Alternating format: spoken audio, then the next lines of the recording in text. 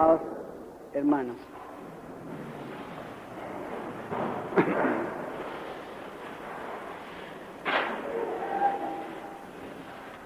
Esta parábola del buen samaritano es una de las 4 parábolas capitales que hay en el Evangelio, quizá la más importante de todas, porque contiene el núcleo de toda la moral cristiana, la cual, junto con la otra noción de misterio, o sea, de Dios trascendente, diferencia el cristianismo de todas las otras religiones, también de las grandes herejías cristianas, como el maometismo o el naturalismo actual. De manera que es la piedra de toque para conocer a los cristianos verdaderos. Bastante conveniente hoy día en que hay muchos cristianos falsos, o mistongos, o falsos hermanos, como decía San Pablo.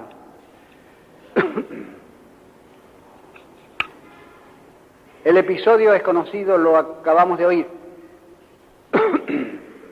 Un doctor de la ley pone a Jesucristo la pregunta candente en ese tiempo, para tentarlo, dice la Vulgata latina, pero el verbo original, ekpei ratsein, significa tomar examen.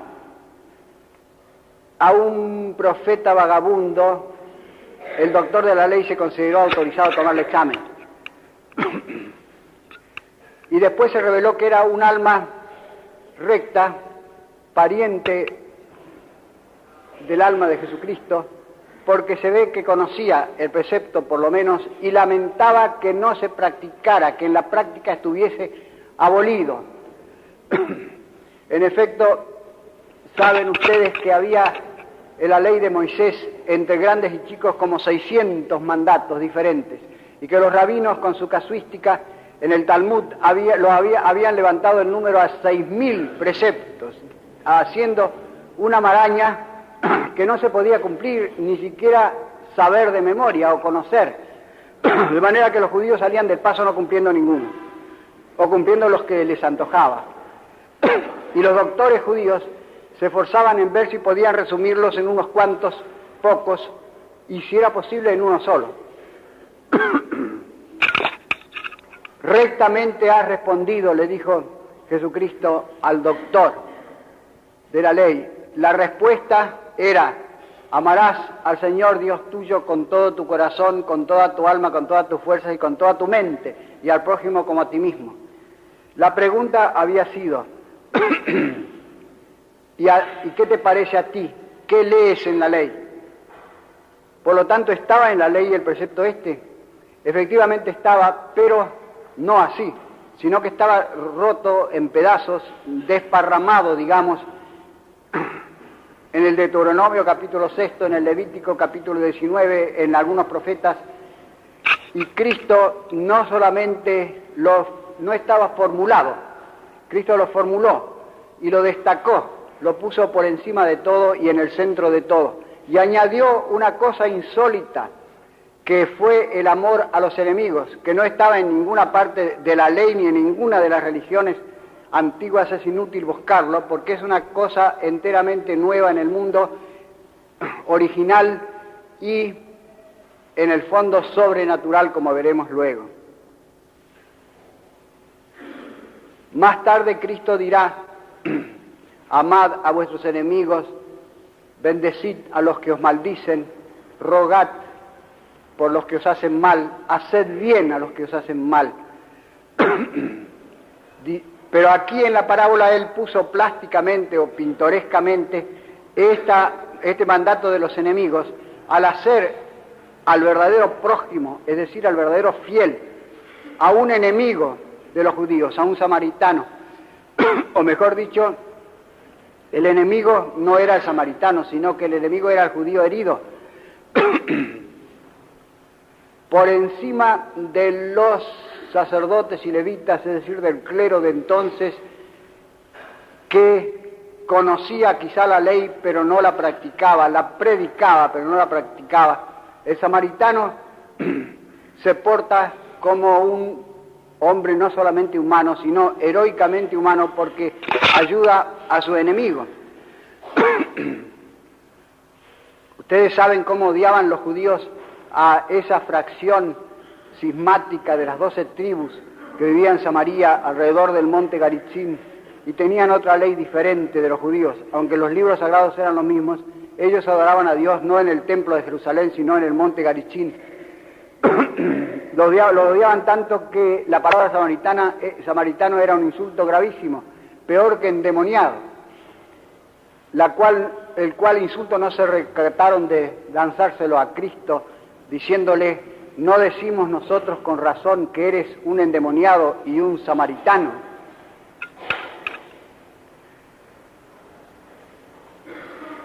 Este precepto sobrepasa las fuerzas humanas. Solo se puede cumplir con ayuda de la gracia, es sobrenatural. Y la prueba está en que ni siquiera le pasó por el pensamiento a todos los grandes genios religiosos de la humanidad. Por ejemplo, David, que acabamos de leer en la antífona, pide a Dios que postre a sus enemigos. Y están llenos los salmos de David de imprecaciones contra sus enemigos, incluso pide la venganza contra sus enemigos. No había ni sombra de este precepto increíble de amar a sus enemigos. Entre los paganos, algunos de ellos, por excepción, eran magnánimos con el enemigo ya vencido. Es decir, no lo amaban, pero le perdonaban. Pero la regla general era el verictis, ay de los vencidos, el develare superbos, o sea, el guerrear contra los enemigos, contra los indóciles.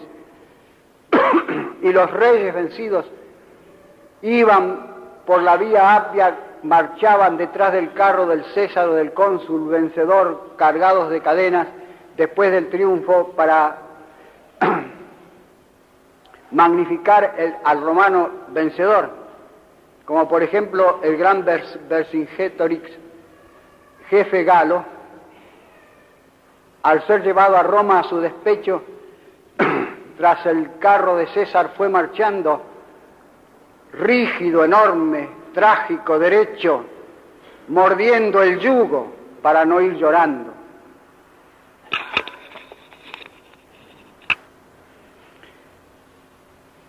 Un presente a esta parábola de Cristo podía haberse preguntado: ¿y qué va a hacer ahora de este precepto imposible?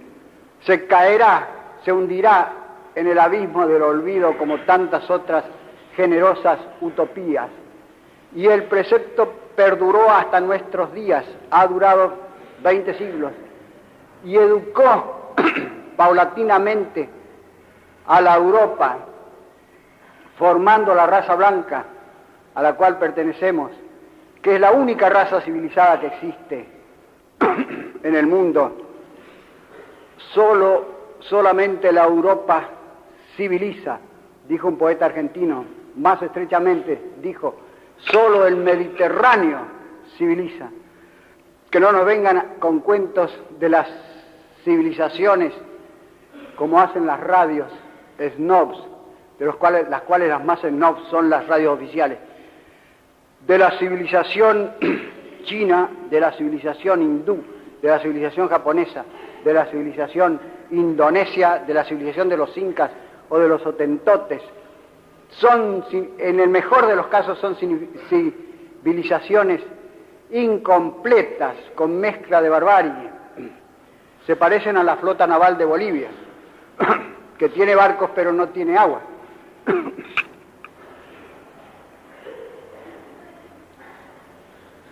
Este precepto predicado a todo el mundo y practicado por lo menos por los santos creó paulatinamente en el mundo occidental unas cosas que a nosotros nos parecen ahora naturales, pero eran terriblemente en contra del espíritu pagano y el espíritu judío.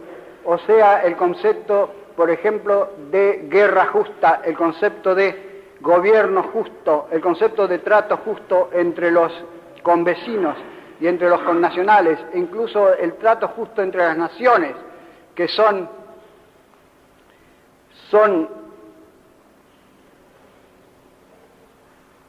por hipótesis enemigas. Las naciones vecinas son enemigas Recordemos la terrible enemistad atávica hereditaria que existe entre Francia y Alemania. De suyo, el hombre natural considera al extranjero como un bárbaro.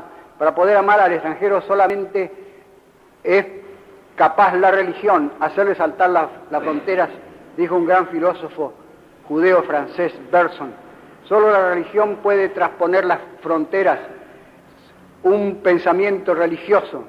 Por eso ahora un falso pensamiento religioso, un pensamiento herético, está queriendo hacer una sola nación de todo el mundo, saltar las fronteras del mundo, en virtud de la religión, de la democracia o de la que sea, porque solamente la Iglesia pudo formar una cristiandad de todas las naciones europeas, y si llega a hacerse alguna unificación artificial, falsa y cruel de todas las naciones algún día, es contra la naturaleza humana, de manera que solamente se hará en virtud de un sentimiento religioso, falsamente religioso, pero religioso por su naturaleza. Eso es así. La predicación de este precepto fue formando en una palabra lo que llamamos la humanidad, contrapuesto a lo inhumano, que los antiguos conocieron con el nombre de humanitas, o sea, un conjunto de virtudes, benignidad, lealtad, franqueza, sinceridad, que ellos conocieron e inscribieron en el número de las virtudes, pero no practicaron sino en forma mínima, como decía antes, por excepción en algunos héroes como Temístocles o Julio César, y nunca se constituyó en uso general y en ley general.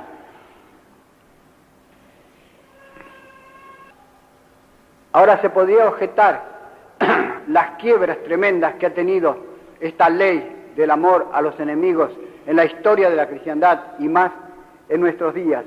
Pero esas quiebras propias de la fragilidad humana y de la perversión humana no han abolido jamás el precepto, porque la malquerencia, la hostilidad, la crueldad han sido reprobadas siempre en el pueblo cristiano e incluso por la conciencia de los culpables de ellos,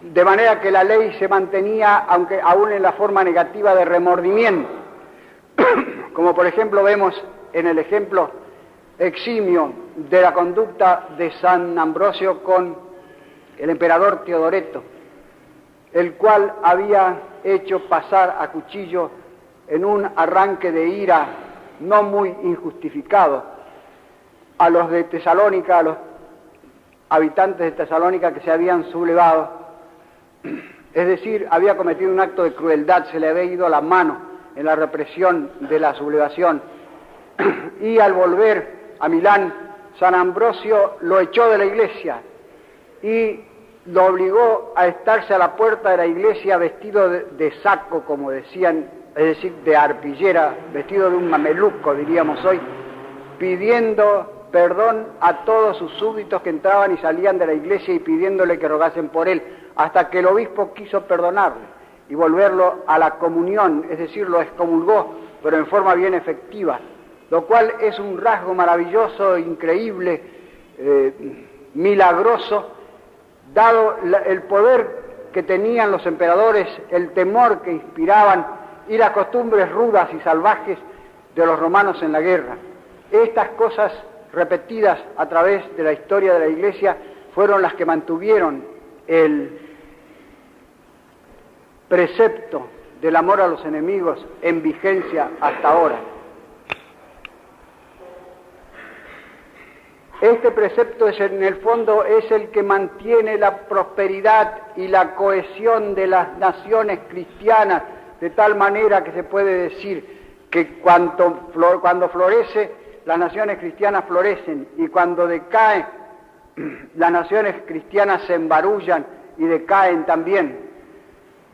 Porque dijo Aristóteles que lo que mantiene a las naciones unidas es la amistad, que la política verdadera se basa en la amistad. Por el contrario, la discordia es la que desagrega, desintegra a las naciones. Ahora bien, este precepto de amar a los enemigos es fácil decirlo, pero es muy difícil de hacerlo en la práctica, puede darse que nosotros creamos haber perdonado a veces y en realidad en el fondo de nuestro corazón no haber perdonado.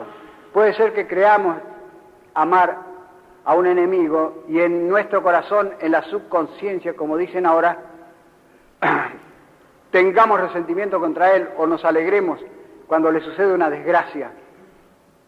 Por lo tanto, lo mejor de todo es enseguida ponerse a orar por los que nos ofenden o nos dañan, como le mandó el cura Olesio a mi abuela doña Magdalena, la cual pasó un año entero sin confesarse, como alguna vez he contado, porque sentía odio hacia los enemigos, hacia los asesinos de su hijo, mi padre, y como buena italiana sabía que en esa disposición no podía ser absuelta, hasta que al fin se decidió ir al confesionario, y el cura Olesio, como buen italiano también, la absolvió, pero mandándole que rezase todos los días como penitencia por el comisario Lonzón, por el subjefe de policía Santa Cruz y por el jefe de policía Ulibarri.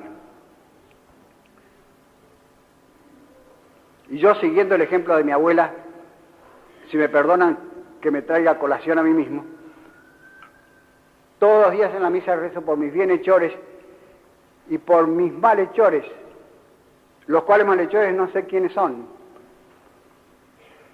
pero en realidad mis malhechores son toda esta nación injusta y embarullada, y mis bienhechores también son toda esta nación en lo que todavía conserva de cristiana, de manera que los que me hacen daño a mí no son la patria, sino que son la no patria, y no la no patria de afuera, sino la no patria de aquí.